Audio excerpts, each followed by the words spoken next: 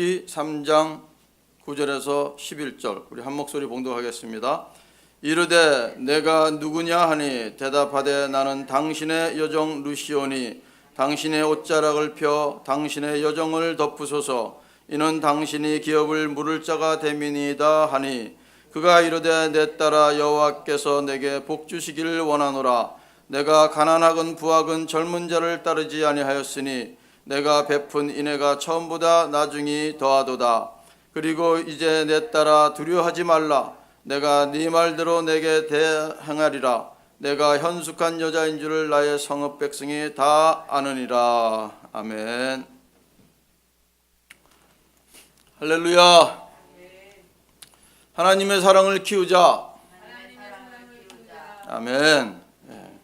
왜 하나님의 사랑을 키워야 합니까?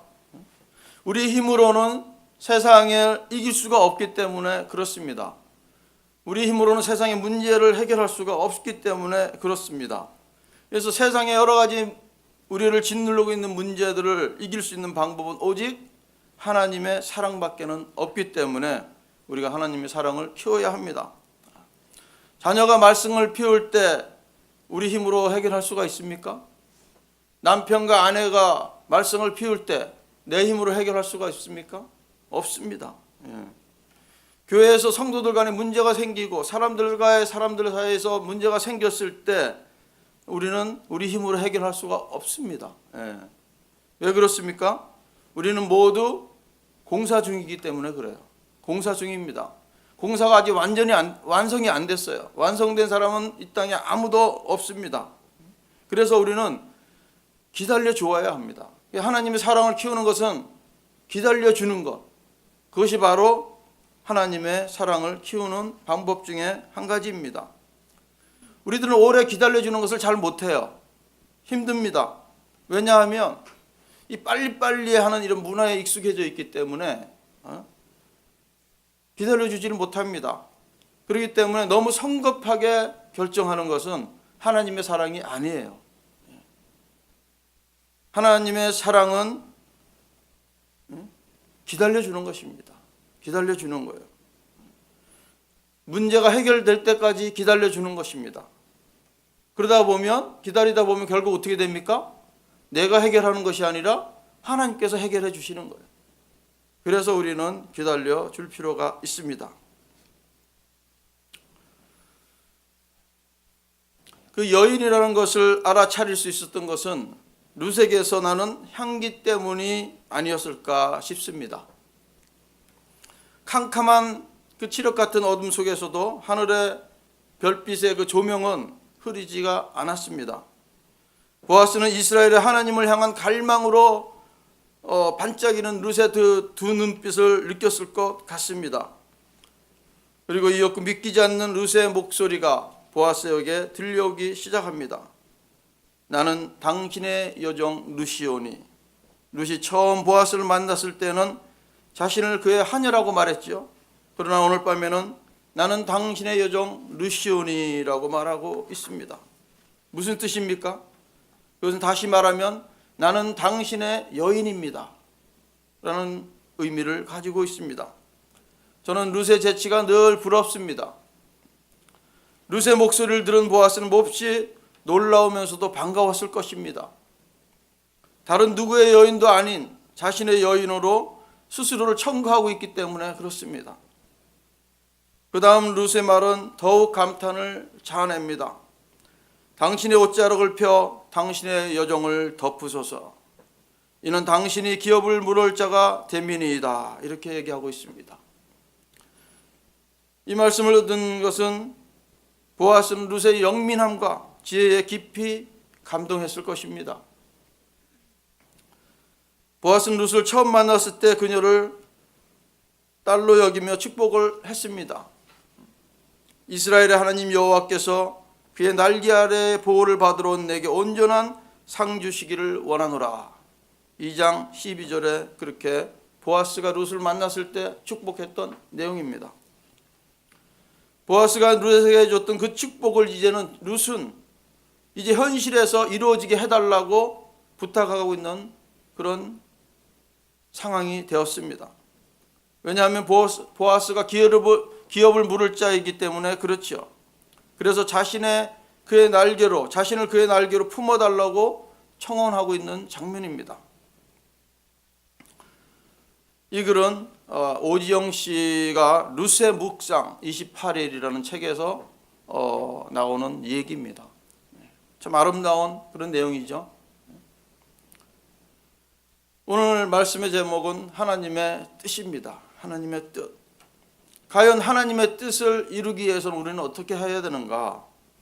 한번 오늘 본문을 통해서 살펴보기를 원합니다. 오늘 본문 비록 우리가 9절에서 11절 내용을 읽었지만 사실은 1절에서부터 13절까지의 내용이 오늘 다룰 말씀입니다. 그래서 보면 나오미는 이 무너진 가정을 다시 세우기 위해서 결단을 내리게 됩니다.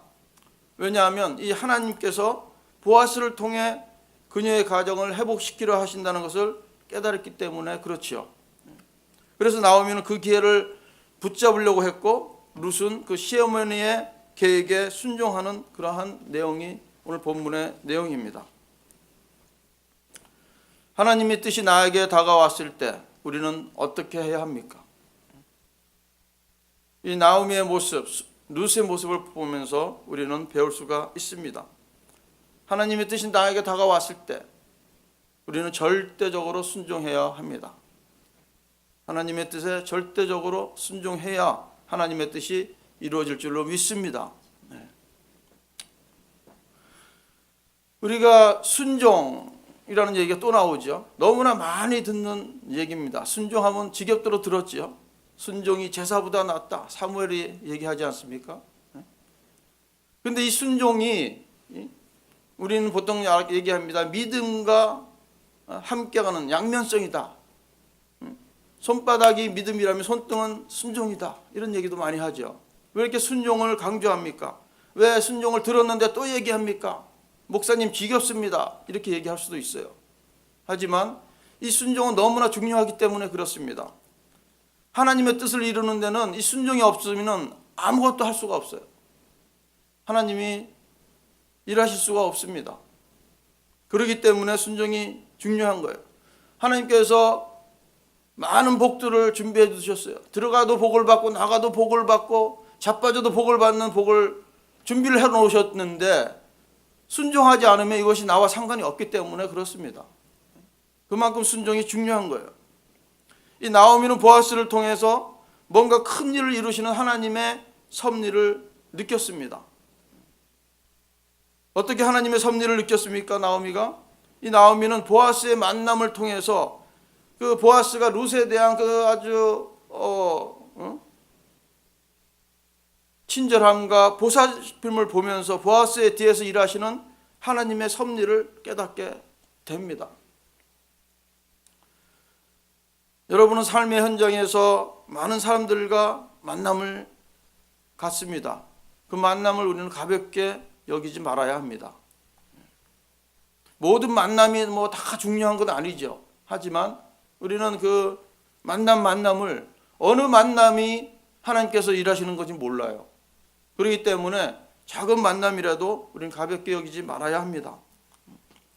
하나님께서 만남을 통해서 서로를 필요를 채워주시기도 하고 서로 알게도 하시고 하나님의 뜻을 이루어 가시기 때문에 그렇습니다. 교회에서도 마찬가지 아닙니까? 처음으로 교회를 방문하시는 분을 그저 한번 왔다가 가는 그런 사람으로 생각해서는 안 됩니다. 나와는 상관없다고 생각하지 마시고 관심을 우리는 가져야 합니다. 주님의 사랑으로 다가가야 합니다. 하나님께서는 우리에게 늘 기회를 주시지만 우리는 그런 순간들을 무관심하게 흘려버림으로 인해서 하나님께서 주신 기회를 잊어버릴 때가 너무나 많습니다. 나오미는 이 하나님의 섭리를 느끼면서 몰락한 가정을 회복하기를 원했습니다. 그래서 보아스가 가장 가까운 친척이기에 그를 통해서 가문을 다시 일으킬 계획을 세우고 실행에 옮기게 됩니다. 좋은 계획이죠. 그죠? 아무리 좋은 계획도 실천이 없고 순종이 없으면 아무런 의미가 없습니다. 나오미의 계획이 무엇이었습니까? 1절을 보시면 나오미는 그 계획이 나옵니다. 나홈의 계획은 뭐냐면 룻에게 안식할 곳을 찾아주는 것이었어요. 나오미는 룻이 편안한 곳에서 잘 살기를 원했습니다. 안식할 곳이라는 것이 무엇입니까? 우리가 쉼과 안전이 보장된 곳, 그런 것을 우리가 안식할 곳이다 이렇게 얘기하지 않습니까? 이스라엘에서는 가부는 항상 돌봄이 필요한 사람이었었어요. 왜냐하면 모든 상황에서 너무나 그 안전을 지킬 수가 없는 그런 상황이었기 때문에 늘 돌봄과 그 안전에 대한 필요가 있었습니다. 이런 면에서 나오미는 그 며느리 룻의 삶이 이제 고통에서 벗어나기를 바랐던 것입니다. 그래서 이제 평안한 삶, 그러한 안식할 곳을 찾아주기를 원했습니다. 이런 모습을 보면서 룻에 대한 나오미의 사랑이 얼마나 극진하였는가 짐작이 가십니까? 자기 딸같이 대하는 이 나오미의 마음. 그래서 이 나오미는 하나님의 그 뜻이, 하나님의 섭리가 확신하게 다가오니까 룻에게 그렇게 말했던 것입니다. 뭐라고 말합니까? 보아스가 오늘 밤에 타작마당에서 보리를 까불 때에 너는 목욕하고 기름을 바르고 깨끗한 의복을 입고 타작마당에 가서 보아스가 먹고 마시기를 다 하기까지는 보이지 말고 그가 누울 때 그곳을 알았다가 그의 발이 있는 쪽에 이불을 들고 누우라고 얘기를 해줍니다. 이제 계획을 실행할 수 있는 방법을 알려주는 거예요. 이 잠자리에 든 보아스에게 다가가는 것은 정숙한 여인으로서 쉽지가 않은 그러한 지금 계획입니다. 그죠? 예. 하지만 룻은 자신의 생각을 내세우지 않았습니다. 시어머니의 말씀에 전적으로 순종합니다. 성경 말씀에는 그냥 그렇게 따랐다, 순종했다 나오지만 이 쉬운 상황이 아니죠, 지금. 어려운 일을 자기가 해야 되는 거예요. 룻은 시어머니의 말씀을 하나님의 말씀처럼 느꼈기 때문에 절대적으로 순종을 했습니다. 우리는 시어머니께 순종하는 그 룻의 모습을 통해서 순종의 그 바른 모습을 우리가 배워야 합니다. 하나님의 그 뜻은 말씀을 통해서 주시기도 하지만 사람을 통해서도 주시기도 하십니다. 그래서 우리가 그 깨어있지 않으면 사람을 통해서 조언하고 뭐 제안하는 것을 그냥 가볍게 흘려버릴 수가 있어요. 그렇기 때문에 우리가 옆에 있는 사람들, 특히 가족들, 교회의 식구들, 우리 직장에서 일하는 동료들, 이런 사람들의 부탁이나 제안을 그냥 무시해서는 안 되는 이유가 바로 거기에 있기 때문에 거기에 있습니다. 우리는 가까이 있는 사람들의 말을 가볍게 흘려보내지 말아야 합니다. 가능하면 최선을 다해서 상대방의 조언을 들어줘야 합니다. 그리고 실천해줘야 될 필요가 있습니다. 우리는 그 가까운 사람들에게 말에 조언에 순종하면서 하나님의 뜻에 순종하는 법을 배워야 합니다. 왜냐하면 하나님의 뜻은 순종하는 사람을 통해서 이루어지기 때문에 그렇습니다. 믿음의 사람들은 하나님의 뜻을 중요하게 여기죠. 하나님의 뜻을 가볍게 여긴다면 믿음의 사람이 아닐 것입니다. 그러므로 믿음의 사람들은 자신의 생각을 너무 앞세워서는 안 됩니다. 너무 고집을 부려서도 안 돼요. 교회에서 일어나는 대부분의 갈등이 그런 거 아닙니까? 자기의 생각을 너무 앞세우는 거예요. 자기의 주장을 너무 절대적으로 꺾지 않기 때문에 많은 문제들이 생기는 것입니다.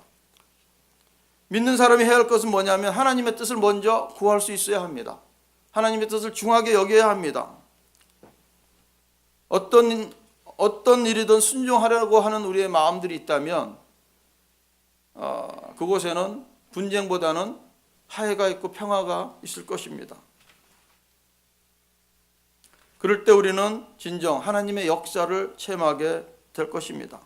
자, 두 번째, 하나님의 뜻을 이루기 위해서는 헌신해야 합니다. 헌신해야 합니다. 헌신하는 말도 많이 듣죠, 그죠? 헌신, 순종, 헌신 많이 듣습니다.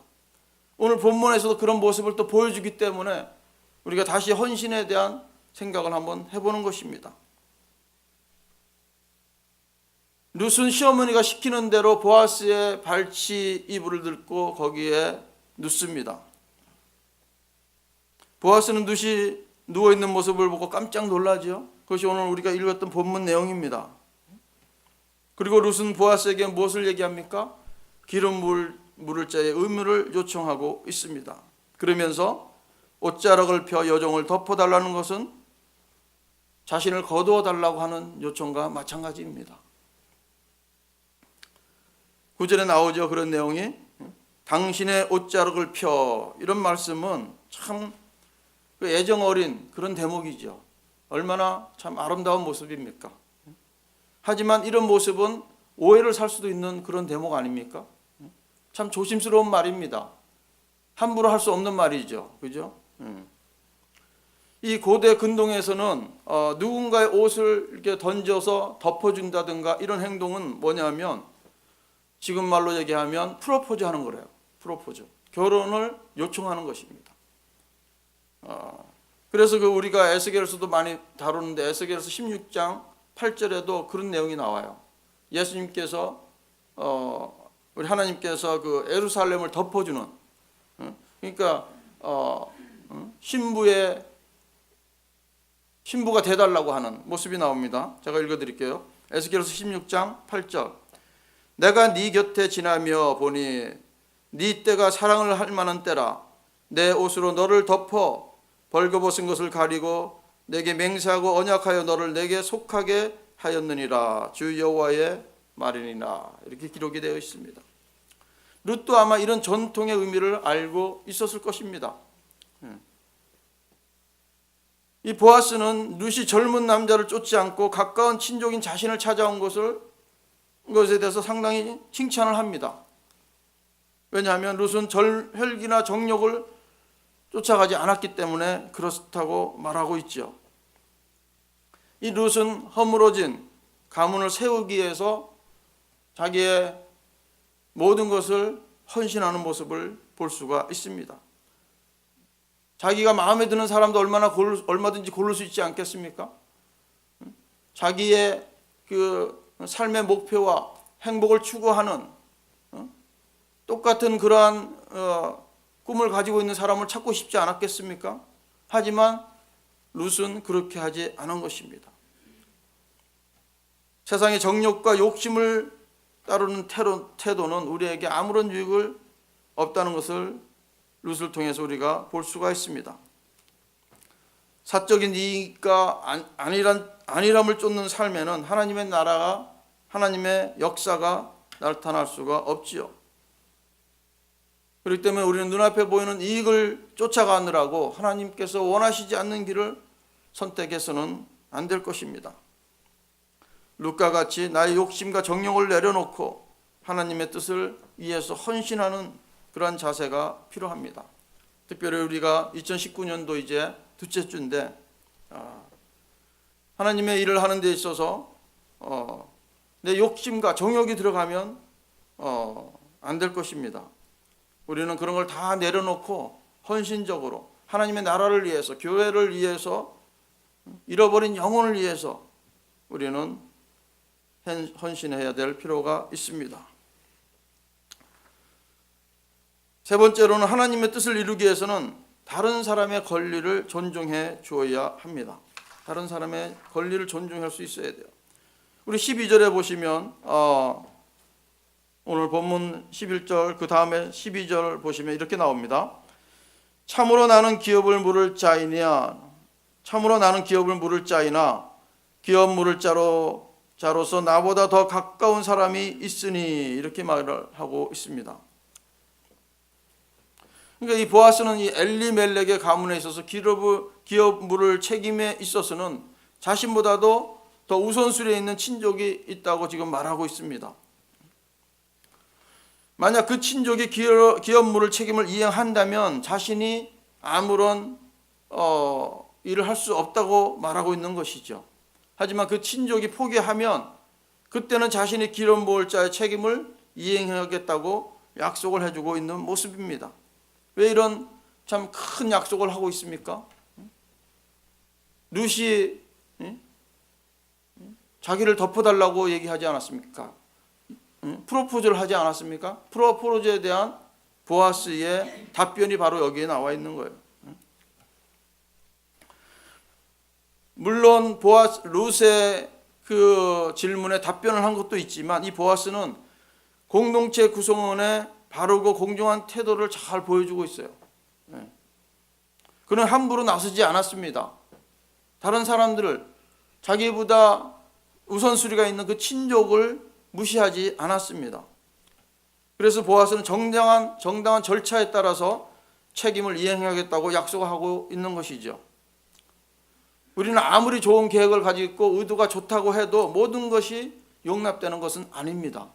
우리는 늘 절차와 공정성과 바르게 하면 따라갈 때 좋은 의도가 빛을 발하는 것이지, 아무리 계획이 좋다고 멋지다고 아무 절차도 무시하고 다른 사람도 무시해가면서 진행하는 것은 하나님께서 기뻐하지 않습니다. 늘 우리는 바른 방식과 절차를 따라가면서 상대방을 존중해 줄 필요가 있습니다. 협력하면서 선을 이루다고 하지 않았습니까? 그러니까 하나님의 뜻을 이루기 위해서는 다른 사람의 권리를 존중해 줄 수 있어야 합니다. 공동체의 질서를 그것이 바로 존중해 주는 것이죠. 사람을 무시하지 않는 것은 공동체의 질서를 존중해 주는 것입니다. 우리는 무슨 일을 하든지 감정에 치우쳐서 섣불리 행동해서는 안 됩니다. 하나님의 말씀과 양심에 따라서 적극적으로 행동을 하되 다른 사람을 배려하고 인정하는 그런 모습이 우리에게 필요합니다. 그것이 바로 성숙한 믿음의 사람의 태도 아니겠습니까? 우리는 갈등과 분쟁이 아니라 화평을 이루는 사람이어야 합니다. 다른 사람의 권리를 존중해 줄 때 하나님의 뜻은 이루어질 줄 믿습니다. 나오미는 하나님의 섭리를 깨달았고 그 주어진 기회에 가감한 결단을 내리게 됩니다. 룻은 몰락한 가정을 다시 세우기에 자신의 생각과 욕망을 버리는 헌신적인 결단을 하고 있습니다. 룻의 이런 헌신과 순종이 하나님의 섭리가 이루어지는 그 가정에서 놀라운 빛을 발하게 되는 모습을 보게 됩니다. 뿐만 아니라 이 보아스는 어떻습니까? 고린도전서 13장 사랑장에 나오는 오래 참고 무례히 행치 아니하는 사랑을 보여주고 있는 대표적인 인물이 바로 보아스입니다. 위험을 무릅쓰고 자신에게 사랑을 표현한 이 룻에게 하나님은 아름다운 성격을 지닌 이 보아스를 허락해 주신 것입니다. 그로부터 따뜻한 응답과 배려를 받도록 하나님께서는 인도하셨습니다. 이 룻에게 철저하게 배려하고 친절을 베푸는 이 보아스의 모습을 보면서 하나님의 사랑을 느끼지 않습니까? 바로 하나님의 사랑이 그런 사랑입니다. 하나님은 오래 참고 온유하시며 인격적인 사랑을 베푸시는 분이십니다. 우리에게 약속을 주시고 우리를 사랑으로 충만케 하십니다. 우리를 사랑하기로 하나님께서는 작정을 하셨은 줄로 저는 믿습니다. 그 사랑 때문에 오늘도 우리는 소망을 말할 수 있지 않겠습니까? 희망이 있지 않습니까? 여러분과 저도 이런 룻의 순종과 헌신을 통해서 하나님의 뜻과 섭리 가운데 귀하게 쓰임받는 우리 모두가 되기를 소망합니다.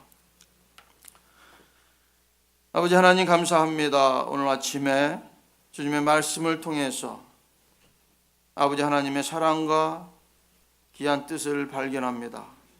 아버지 하나님의 섭리가 이루어지는 모습을 바라봅니다. 아버지 하나님 우리를 삶을 통해서도 아버지 하나님의 섭리가 완전하게 이루어지기를 원합니다. 주님의 뜻이 이루어지기를 원합니다.